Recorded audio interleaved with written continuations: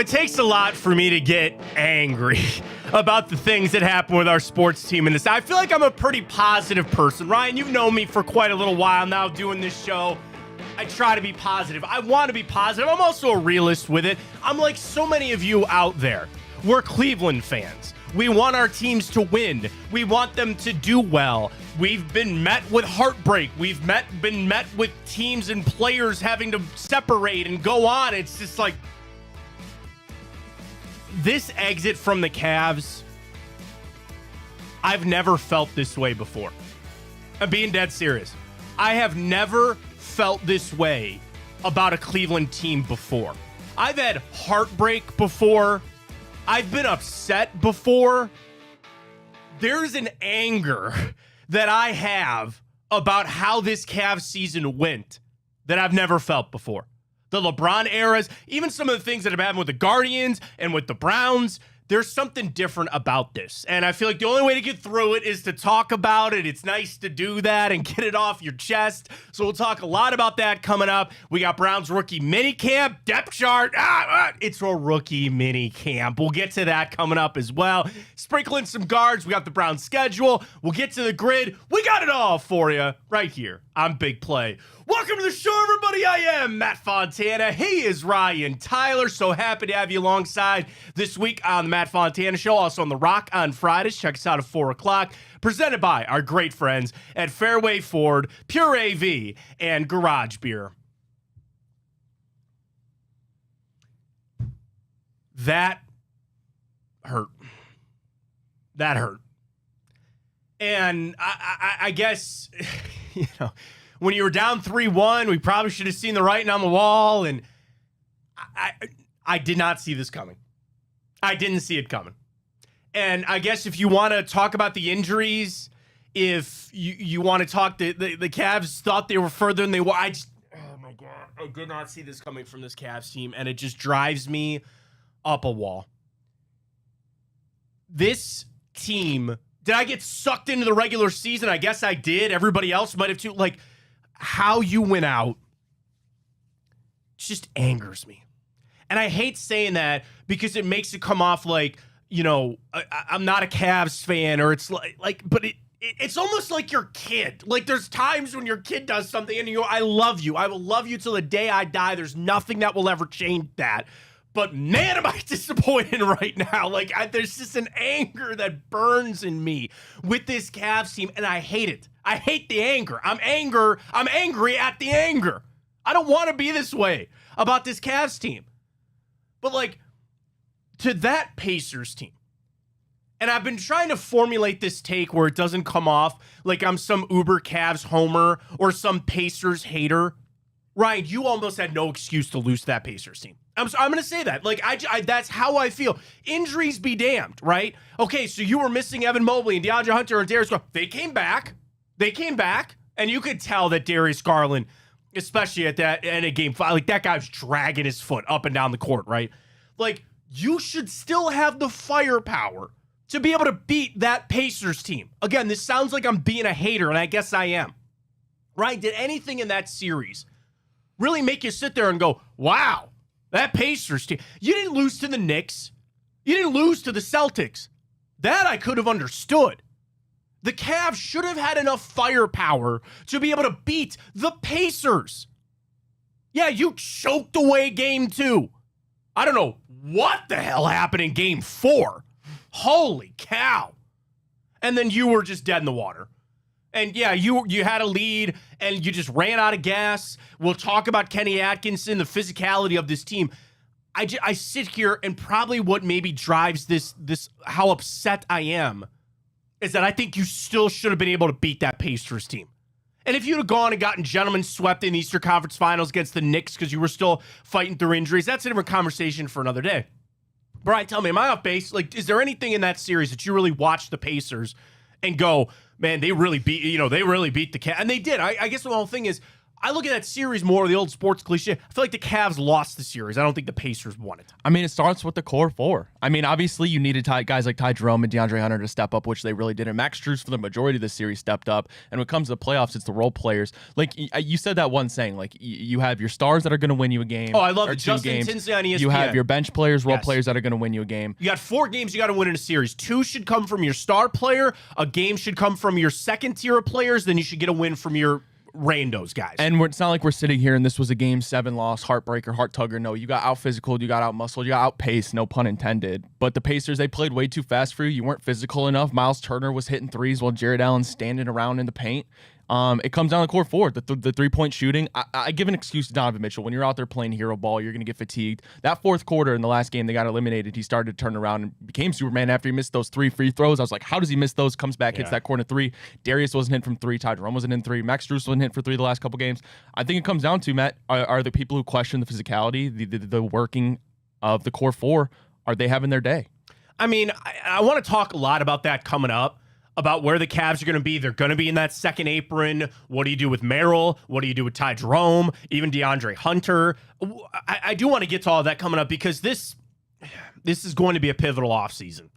This is going to be the one where, do you accept? You know, I sent a tweet that kind of blew up a little bit. The core four that you've have now had 3 years, right? Hang on, I want to pull it up to make sure that I'm not missing anything from anybody here.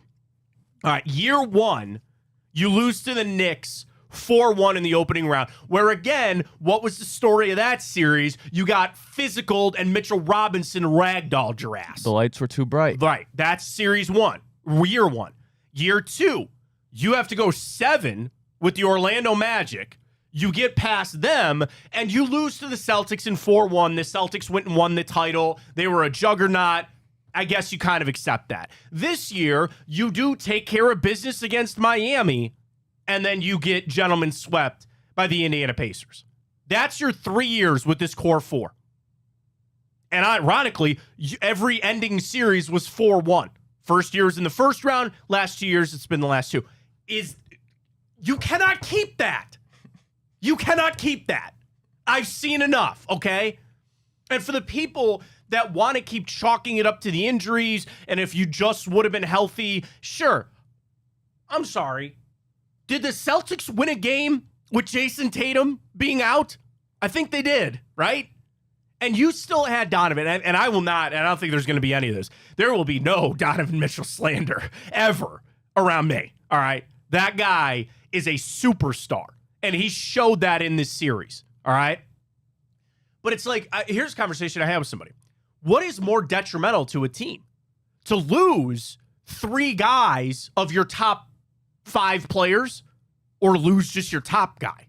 There is a world where you're like, we might just want to lose the top guy. You don't want any of that, but you get what I'm saying? Like, the Celtics still have Derek White, who obviously went off in that game. They still have Jaylen Brown. The Cavs had Donovan Mitchell. They had Jared Allen. They were missing Mobley, but again, these guys came back, and they clearly were not themselves. And if it's this, they got tired. Well, well, then what the hell was Kenny Atkinson saving all these minutes for in the regular season? We're getting ready to go, and everybody goes, man, they kept Donovan's minutes down. There's zero excuses. I really am trying to wrap my head around it. And as you have the conversation of what this team is going to have to do in this offseason, it first must start with, do you accept these results? Are you sitting here saying that if we just wouldn't have gotten hurt, then maybe we're singing a different tune? I can't join you on that. I can't join you on that. Everybody's hurt this time of year. I know. But it's also like, did you get exposed to some of your... Every team's got a weakness, and I guess ours just really, really got exposed.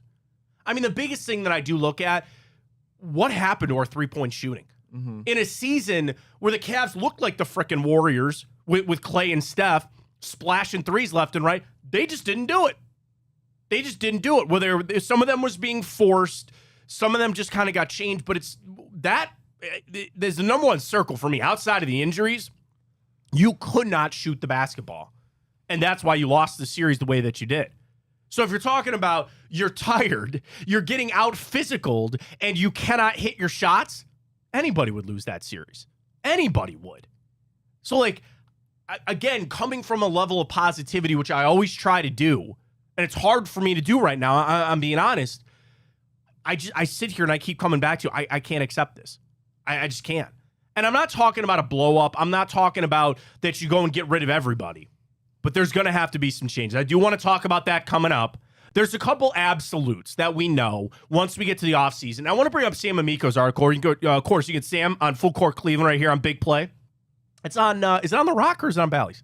That's on FanDuel. FanDuel. Oh, that's Bally's. I'm sorry, FanDuel. So shout out to Rafa and Sam. They do a great job with Full Court Cleveland. And Sam had a great article kind of getting us a primer for going into the offseason with the Cavs, some of the decisions they got to make. We'll get to all that coming up. Fontana Show right here on Big Play. Of course, you can catch us on Fridays on The Rock starting at 4 o'clock. You can catch Fairway Ford, fairwayfordohio.com. Employee pricing is still going on. You've been thinking about the right time to pull the trigger on that new vehicle. No better time now than go to Fairway Ford. Because not only with the pre-tariff pricing, with the employee pricing, you're already starting at a base of a place that's willing to make a deal.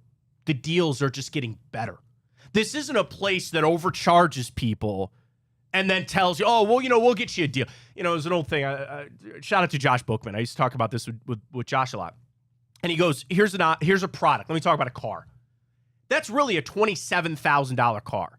But what I'm going to do is jack it up to 32, and then I'll sell it to you for 27 so you think you got a deal. What's the whole point of that? It's a waste of everybody's time.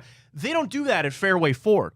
They are honest pricing. They are willing to make deals. So if you already started a base that they're willing to make deals and they're honest with you, now you got even more deals that you can pack on that with the employee pricing, with the pre-tariff pricing. Win-win for everybody. It really is. You're getting a great vehicle and maybe even the perfect vehicle you're looking for. They might have 500 vehicles out there at Fairway Ford. Your dream one might be sitting on that lot already. And then you just pack the deals on. Then on top of that, a veteran sales staff, a 20-year family-owned and operated organization at Fairway Ford, an excellent service department. There's no holes here. I'm telling you, there's no holes. Unlike the basketball team in this town, there's no holes at Fairway Ford. They'll deliver anywhere for us, and they're not going to be beat. You tell them we sent you here from Big Play, they're going to hook you up. They're going to take care of you, and they'll deliver. You can drive out to Canfield, pick out the vehicle, you head on home, vehicle be in your driveway in a couple of days. They'll take care of that for you. They'll deliver anywhere. They have the employee pricing. Go check them out. Start your search, fairwayfordohio.com. That is fairwayfordohio.com. When you talk to them, tell them we sent you here from the Fontana Show, and they'll hook you up at Fairway Ford. All right, what are the Cavs going to do this offseason? They're not going to blow it up, but a change is needed. Comes your way next. The Big Play Sports Network is brought to you by Smart Choice Windows. Energy-efficient products at an affordable price. Visit smartchoicewindows.com today. All right, welcome back, Fontana Show, right here on Big Play. You can always check us out on Twitter, at Matt Fontana Show. Instagram and YouTube is at Big Play. And download the Big Play app. You get all of our shows across all the different platforms right there in the Big Play app. I'm Matt Fontana. He is Ryan Tyler. You can follow me at Matt Fontana 83. Ryan is at Ryan Tyler 33. All right, we got an off season for the Cavs coming up. We'll get to that. Our show, as always, presented by Garage Beer, Fairway Ford, and our friends at Pure AV. Ryan, the text. Oh, I got to send this to you. Now that you're in my neck of the woods. Yes, I am. Big fight coming up in June. They announced International Fight Week. Do you got the spot that you want everybody to come to for the big game or the big fight? Pure AV can hook that up for you. I got a small setup, nothing crazy. And it was funny. I was talking to Brad and Don. We were there. They're like, Matt, what do you need? Like, what do you got to set up? And I was like, I love my home. I do, but kind of putting lipstick on a pig at that point. But if you got your forever home and you're going to be there for years, you want that beautiful 8K, 4K, Dolby Atmos surround sound golf simulator. Maybe they're doing a lot of golf simulators right now at Pure AV. Real quick on that, I was talking to Brad. The technology, he's like, he goes, it's the same stuff they use for the TGL. That Tiger League that they do. He goes, this is the same technology. You can have that in your house. Pure AV can do anything for you. And if you like, some people really enjoy that. And I do. I love having my brothers over, having my friends over for the big game. And it can be just as simple as, hey, I got the, TV set up. But you want the big thing. You want that theater room. You want that surround sound. You want to go big with it. You go to Pure AV. And you can go down. They're down in Akron. They'll come out to your home as well. and you could just talk to them about, I can't do it justice, about all the work that they can do for you. You know, most of us think, sound bar and a TV. Oh, no, man. No, they got some really cool stuff. And they can also do furniture, whatever you need to create that ultimate space. And they'll ask you, what's your goal here? Do you watch a lot of movies? Do you watch a lot of sports? Are you a gamer? What setup are you looking for? They can transform your home for you. PureAVCorp.com. That's PureAVCorp.com. Reach out, free consultation. Go see their showroom. They'll come out to your home if they need you. Pure AV. They're the best. Check them out for all your AV needs with our friends at Pure AV. All right, what are we going to do, Ryan? What are the Cavs going to do? So let's set this up. You had a disappointing end of the season. You had an electrifying regular season, okay? Here's where the Cavs sit today. They don't do anything. Anything. They are $15 million over the second apron of the luxury tax. And this gets dicey. I'm going to fully tell you, you need a doctorate to be able to figure out some of the things about the salary cap of the NBA and the CBA. Here's the easiest way I can do it. We've all heard about luxury tax. You know, the Cavs are in the luxury tax every year LeBron was here. And what that is, for every dollar that you spend on any player, you actually got to spend $3. So, when they would go sign remember Kyle Korver? That was, the biggest one. When they got Kyle Korver, his deal, I'm just making this number up, but it was he's only making $10 million. Yeah, but he cost the Cavs $30 million because they're in the luxury tax. And that's the way for the NBA to create a salary cap where they go, you can spend whatever you want, but it's just going to become more punitive and more penalties for you the more that you spend. Could you imagine the Dodgers? and there is, by the way, there is a luxury tax in baseball, but could you imagine some of those deals? So the Cavs and the new CBA was put in a couple years ago because they want to avoid the super teams.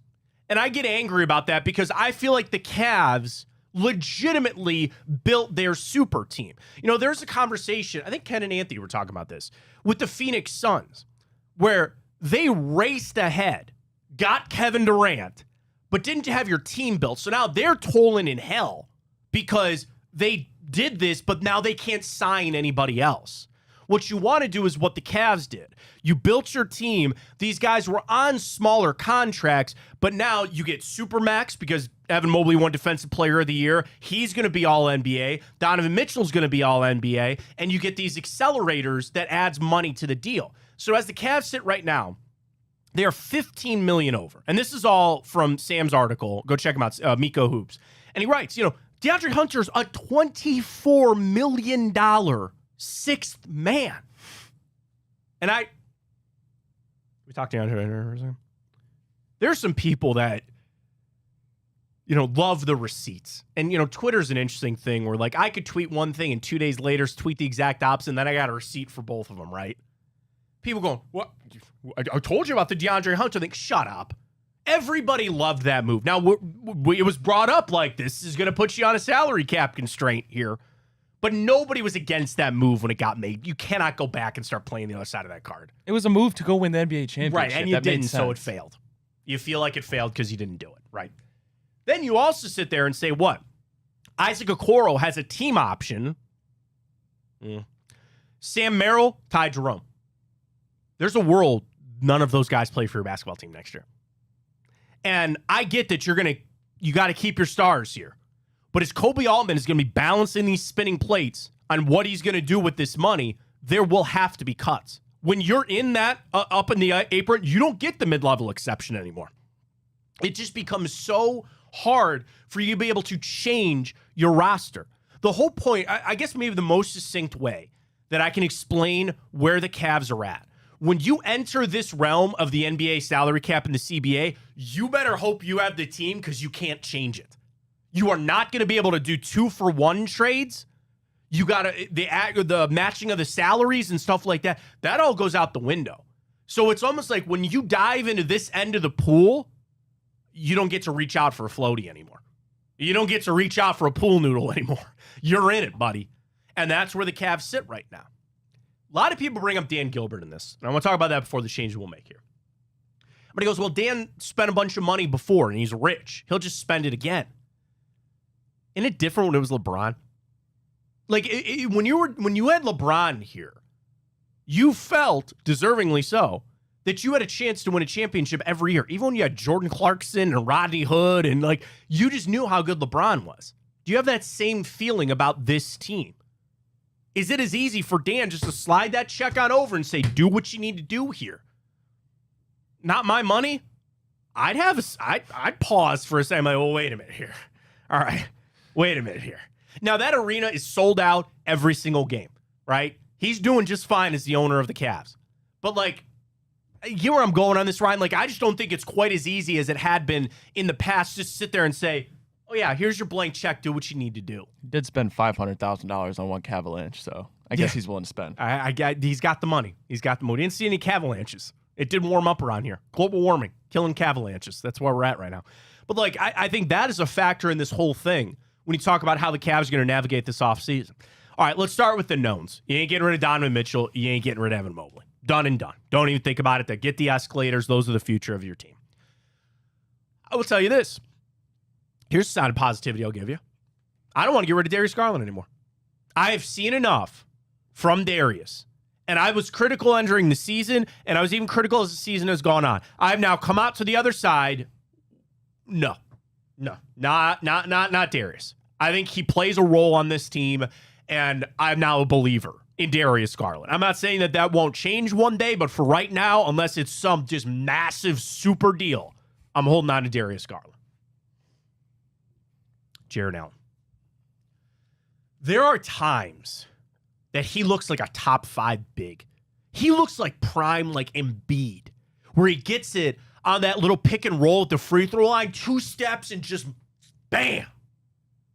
Then there's times he can't even be on the floor. And here's the thing with that, Matt. When you're considering both of those versions of Jarrett Allen, when does the latter version, the one we don't want, when does that one often appear to show up? The worst times. Yes. Playoffs late and when the physicality starts stepping up. You know, there's a clip of him when, I can't remember, it was Nemhard or Neesmith or somebody, they're taking a 3 and he like, you know, he just like, doesn't even put his hand up to defend it. And like maybe he was battling an injury. Go back to last year with the rib stuff, which you know where I stand. If you missed last week's show, I hate when people are calling out injuries. Like, just go out there and play. You don't know. You have no idea. You know, and you saw Darius Garland. That guy couldn't walk anymore. And he's out there fighting through it. So I'm not one that I sit there and I poke holes in injuries or question guys on that. If they can't play, they can't play. But like now you're sitting there with Jarrett Allen. And you go, what are you going to do with that? What are you going to do with DeAndre Hunter? What are you going to do with Max Strus? What are you going to do with Sam Merrill and Ty Jerome? After seeing what we saw with Ty Jerome after a couple of games, Ryan, are you ready to like slam the table and say you have to bring back Ty Jerome? There's still going to be some teams out there that are going to throw a bunch of money at Ty Jerome because they're going to believe in what they saw at the end of the regular season and when some of the guards were out injured, and they'll just kind of, they'll forget about the bad series that he had against the Pacers. People might sit there and say, well, you're going to lose Sam Merrill. So what? Sam Merrill plays an important role on this team, man. And that's where, again, you have built it. You have entered this second tier of the NBA collective bargaining agreement, the apron, as they call it. It's going to be hard for you to make all these changes to your team. What would you do? Knowing that, like, we don't know what trades, the Cavs can go make a package for Giannis, I guess. That's what I was about to say. I mean, that'd be the dream. The thing is, the odd man out, I think, is Jarrett Allen. But here's the thing, the contract. Is anybody going to take that contract on? I'm fine with keeping Darius Garland. I'm fine with keeping Ty Jerome. But would I trade Jarrett Allen, Darius Garland, and a butt ton of firsts for Giannis Antetokounmpo? Would the Bucks? You don't have any firsts either. Or whatever in 2020, 96. But I don't know if the Bucks would take that. Yeah, I don't know if the Bucks would take that, but I would take that in a heartbeat. Right. No, and I mean, at the end of the day, and I was going to ask you this, and I'm not going to hold this to you, but I think it's an interesting question right now. Are all 4 of the core 4 back to start game 1 next season for the Cavs? Gut feeling right now, yes or no? I'm going to say yes. I think so too. But that's not what I want. If they did that, which we both just said, I feel like they're going to. How are you getting rid of Jarrett Allen? This is the thing. I don't even know if I want to get rid of Jarrett Allen. I think you got to. I think you got to. I don't know. I think you got to. But then you put all your eggs in the basket of a mentality change. Okay, you got that with Kenny Atkinson. You got that. And there's all this stuff on Twitter about, well, JB, and you got the same results you had with JB. I love Emmett Golden to death. I have known Emmett a long time. And he was just bringing up the point that you got to the same place that you did with JB as you did with Kenny Atkinson. And I even, as a JB defender, his loss to the Celtics looks a little bit better than Kenny Atkinson's loss to the Pacers. But Kenny Atkinson unlocked something on this team. Even if you just want to boil it down to the unlocking of Evan Mobley this year, there was the change that was needed. And it wasn't ever so much, even for me, about kicking JB out the door. I was really happy with everything JB did, and he had to make the change. He made the change. But now, what are you gonna shift here? What's gonna change? And if it's just gonna be a mentality thing, it's tough. That's a tough one to go. All right, flip over. Talk some Browns when we come back. We got the schedule out. Rookie minicamp. You know everybody's gonna freak out about rookie minicamp. I've had a bit of a change on how I'm viewing this Browns quarterback derby coming up as well. I got Ryan intrigued. I'll tell you what it is next. Fontana Show presented by Fairway Ford, Pure AV, Garage Beer. Stay with us.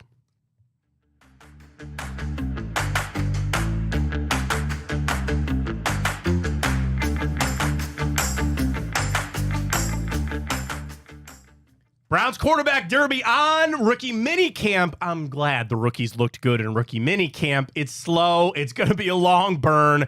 But I've had a little change in how I'm viewing this quarterback thing. Welcome back. Fontana Show right here on Big Play, the Rock Entertainment Sports Network. Matt Fontana, Ryan Tyler with you. So happy to have you along on our show this week.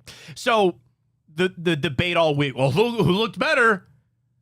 Dylan Gabriel, Shedeur Sanders. Which one was better? I don't care. I want both of them to progress here. I want both of them to develop now. I'm not interested in what they threw in rookie minicamp. I don't care that Carson Schweichner picked off, I don't even remember what it was. I think he picked off Sanders in the red zone. Ooh. It's Gabriel. Gabriel. Ooh, whatever. I just want to win football games. I don't care who it is. I need a long-term solution at the quarterback position. Are you ready for the little change that has entered my mind? Oh, God. This is... Are you going to tell me to trade for Tyler Shuck? No, now the Carr's retired. Wasn't that a little shocking about Derek Carr there? Change things, Rodgers? If you're Aaron Rodgers, would you rather go play in Pittsburgh or New Orleans? I would rather play anywhere but New Orleans. Pittsburgh. They are a dumpster New fire. Orleans is going to be bad. I will admit that rookie minicamp seeped into my brain a little bit on this one. I'm more thinking about just starting one of the rookies right out of the gate. Because you have to figure out what these guys are and who these guys are. Joe Flacco is your security blanket, right? He's your lovey, Talk to my kids about their stuffed animals or loveys. You feel good. It's nice and warm, and you just put your head on Joe Flacco, and he's all nice, right? That doesn't help me for 2 years down the road. You got to figure out about Dylan Gabriel and Shedeur Sanders. They're here. I'm ready to move past on how they got here or who they made their picks or whatever, fine. I'm really starting to think more and more about just starting. Now, I don't want Flacco gone. I still think Pickett is going to be the odd man out come training camp, and you could, ship him off to somewhere else. You got to let him play a little bit, get the value up. You're going to get a 6th-round pick at best, for Kenny Pickett. But I think you keep Flacco. I think he knows the game a little bit, and you throw the rookies. Now, how do you sell that to Myles Garrett and David Njoku and some of these other guys? You say, we have got a year. We have 17 games that I don't think anybody is going to start all 17. Just look at the history there. We got 17 games to figure out what these two guys are. I know what Joe Flacco is. I don't know what Shedeur Sanders and Dylan Gabriel are. I want to find out. I think I'm ready to find out. And you'll get little pieces of that in training camp. You'll get little pieces of it eventually when they do start games. And I was just such of the mindset of starting Flacco to try to win games and try to keep this together. I got to be real with everybody. I'm ready for this to just be a tank season. And I'm not going to lie, the schedule has a little to do with that. You got 1 o'clocks down the road. You don't have a primetime game, and it really just kind of hit me. This is going to be a lost season. As much as you and I don't want that, as much as we're going to try to avoid that, I think the sooner we realize that, the better we're going to be. See, I realized that a long time ago. Yeah, I didn't. I had to come around to your side. When You're right, Ryan. You're right. like the best case scenario, and this is far-fetched, but you have one of these rookies that comes out, takes the world by storm. You have a Jaden Daniels type campaign, and you get to the playoffs. Now, do I see that happening? No, given the draft stock. I mean, Jaden Daniels, number 2 overall pick. But yeah, it's the goal of this season, it seems like, of course, is a Super Bowl. Is that realistic? No, it's not. Is to figure out if one of these guys is your starting quarterback moving forward. Worst case scenario, guess what? You have 2 first-rounders next year. Best case, you figure out one of these guys is the real deal, and you have 2 first-round picks that you can use on either position players or trench picks. Like, the season isn't going to be great. We're not going to go to the promised land.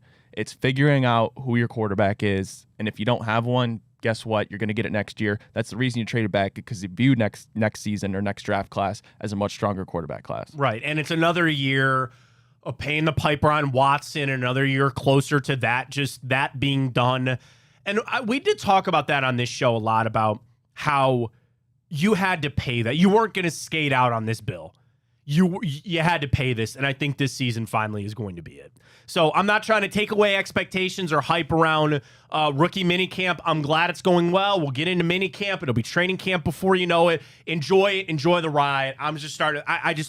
The thing that I don't want lost more than anything to me is the development of these 2 young guys. That's it. And you could be developing them to just being a backup. Like, that just might be their ceiling. But I need to figure that out. And I think the Browns, the sooner they start to turn their attention towards that, maybe the better off that we'll be.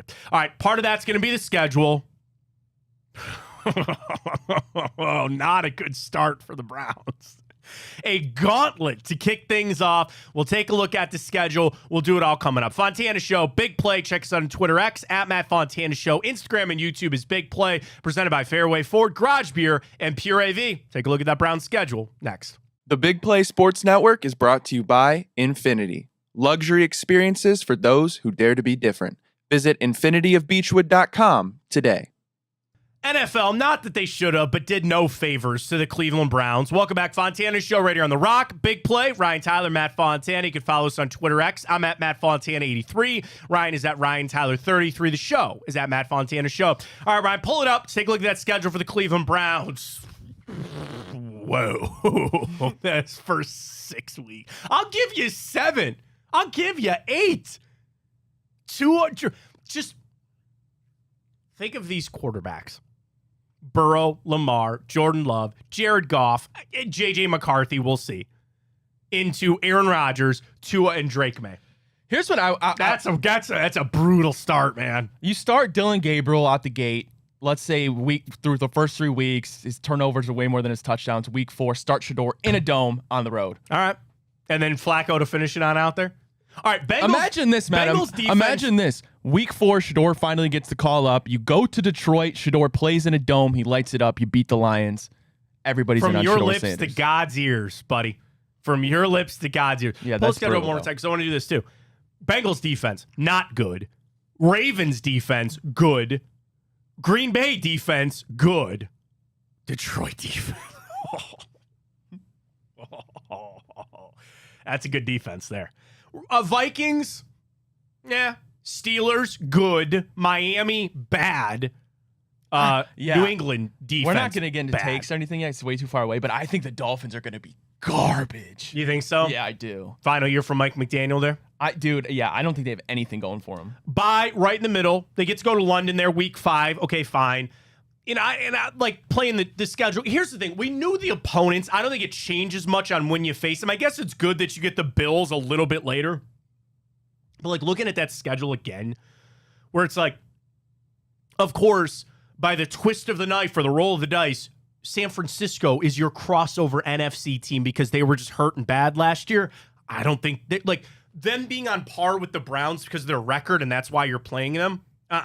They're a better team than that. They're a much better team than that.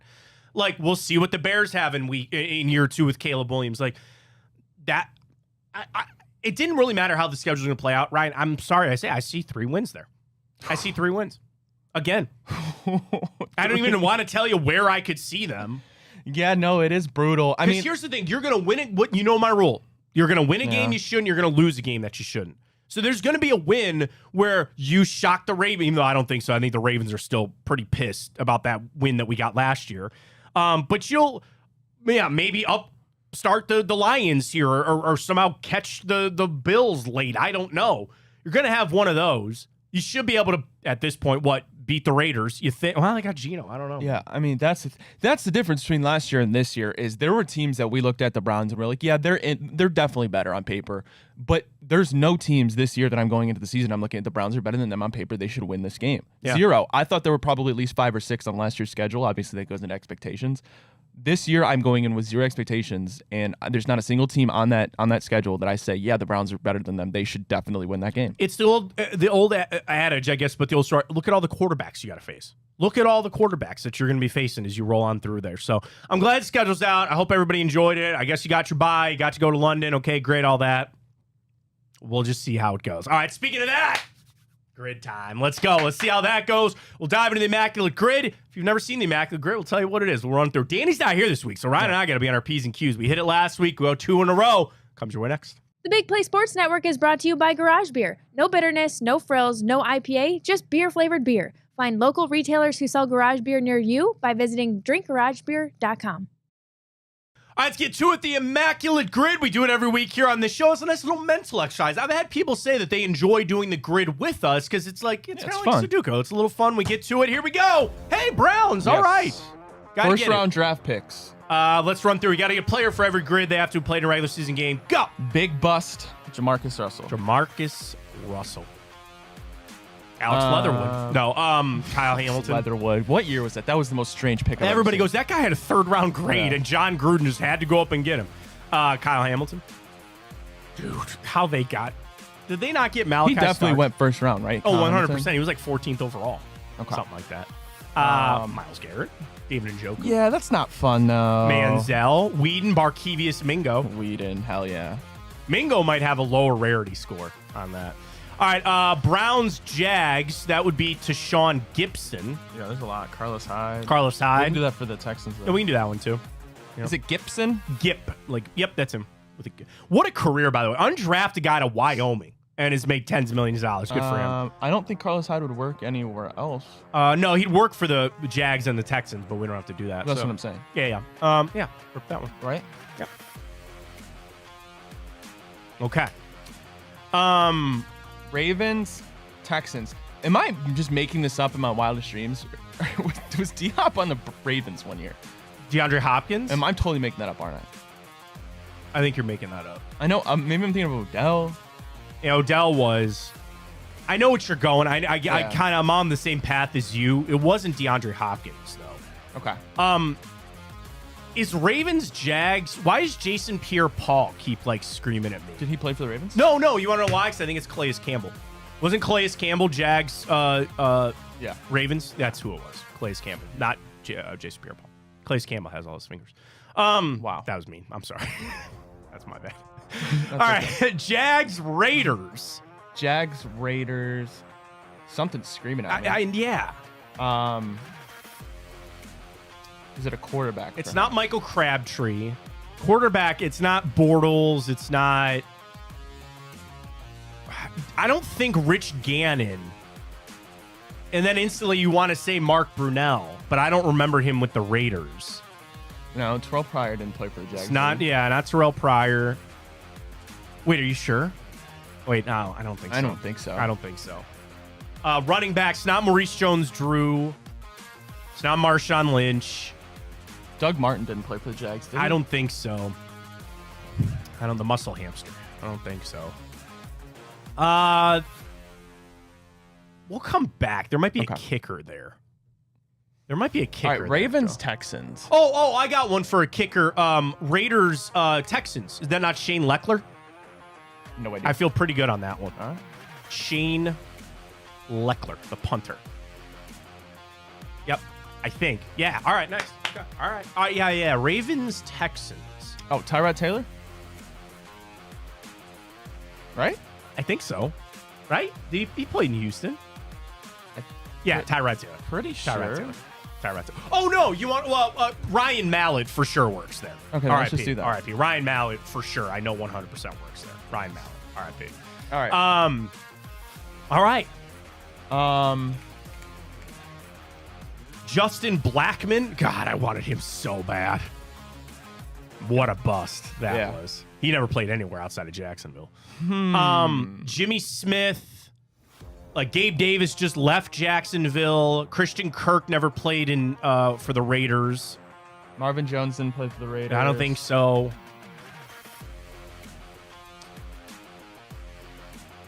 Aiden O'Connell. Oh, is it not Gardner Minshew? That is correct.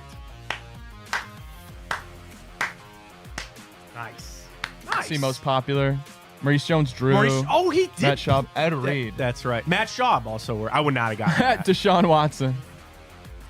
Forgot about that one. Yeah, we'd rather not. We'd rather not on that one. All right, good stuff on the grid. All right, wrap things up. Talk a little Cavs, Guardians. Gets all of it. Stay with us. The Big Play Sports Network is brought to you by Fairway Ford, the largest inventory of new Ford trucks, the lowest pricing, and same hometown level of service. Visit fairwayfordohio.com today. Welcome back, Fontana Show. Wrapping up this week. Really appreciate everybody joining us as always. You can get the full show. If you missed it, go to YouTube. You can also replay it on Twitter X at Matt Fontana Show, or download the Big Play app. It's Roku. You can put it right on your TV. Download it for your phone. Check out all of our great shows we got here at Big Play. And of course, we appreciate the Rock Entertainment Sports Network. I saw the Rock. Oh, they have the Laker Crushers games because Munch is doing it. Munch and Bull Barge. Okay. Andy Bull Barge. I haven't seen Bull in years. The Rock has Laker Crushers games. And quick unsolicited promotion for the Crushers, man. I'm going to be out there a lot. I'm like, dude, you can get $10 tickets. It's independent baseball. My 4-year-old doesn't care. I just want to get him into the game. I'm really excited for the Laker Crushers this year. So go check them out.